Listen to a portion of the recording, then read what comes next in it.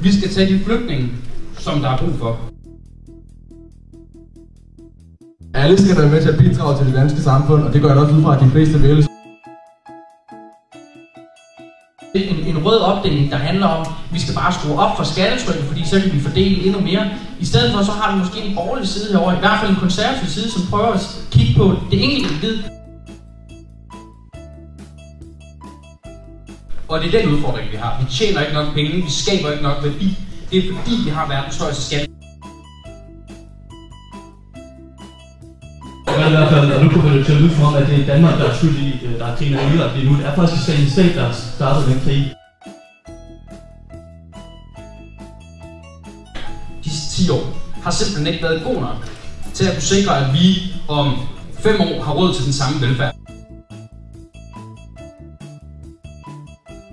Om 50 år så står vi over for en ny type flygtninge, klimaflygtninge, generation, som kan nå at gøre noget ved de klimaforandringer, vi står overfor.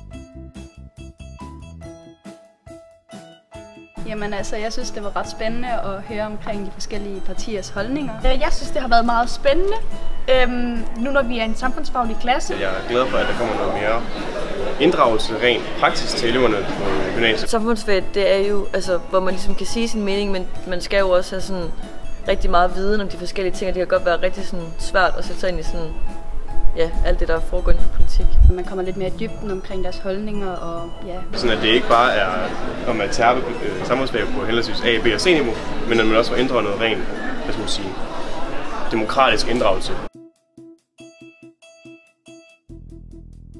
Det er svært, det der med at finde ud af, hvad man egentlig mener om nogle ting. Personligt så er jeg meget rød. Jeg har ikke rigtig sådan tænkt mig at melde mig ind i et ungdomsparti eller sådan noget nu. Men jeg synes, det er meget spændende at høre på.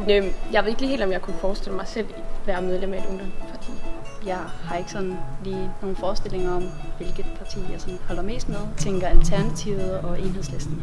Jeg er medlem af Radikal Ungdom, men jeg synes, at politikerne generelt, alle politikere, der var der, havde nogle fede pointer.